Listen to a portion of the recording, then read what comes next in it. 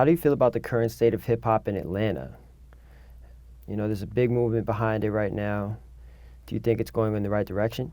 Man, I don't. I don't think it's going in the right direction. I think it's garbage, really.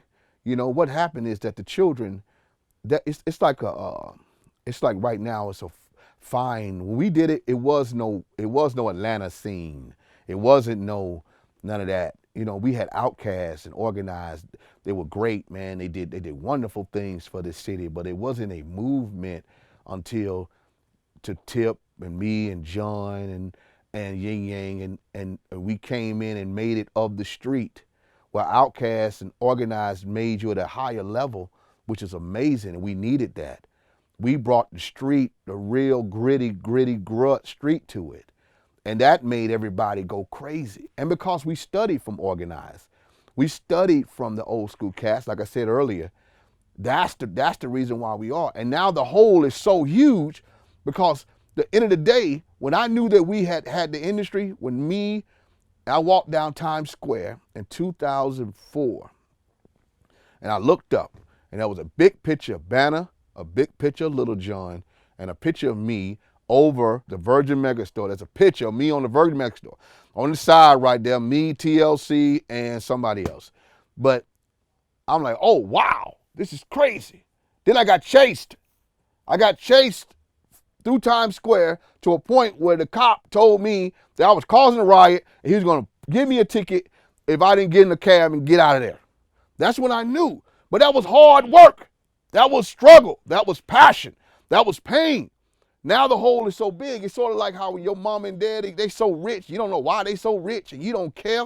All you know is you got a car, you got a house, you got a pool in the back, and now you don't respect it as much. You ever heard the old saying, daddy's babies, babies maybe?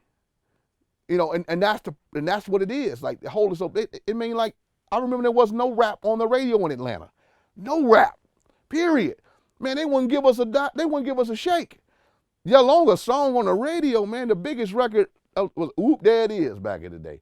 Remember Whoop Dad Is? I don't know if you remember that record. Uh, but the whole thing about it is that at the end of the day, man, like these cats, I don't like it. I think that they should go back and study some more. I think that they should learn basic principles of how to make a record. And I think enjoy, they should enjoy, they should enjoy music more. Because music is what it's all about. It ain't about money. If you enjoy your craft, money will come in abundance.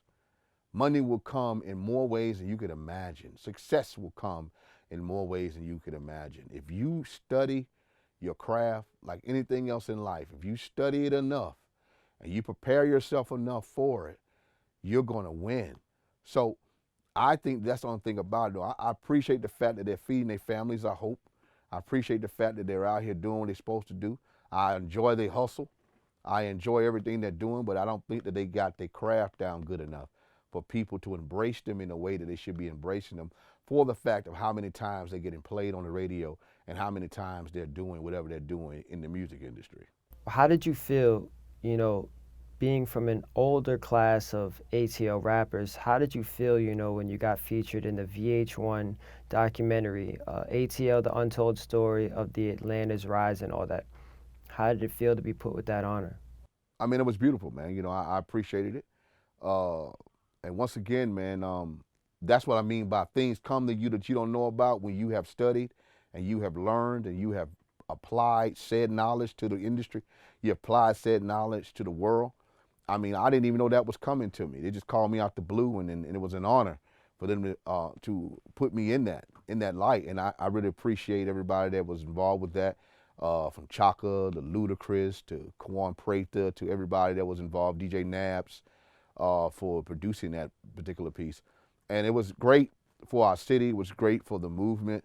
It told a very great story about Atlanta, and it was great to be a part of that.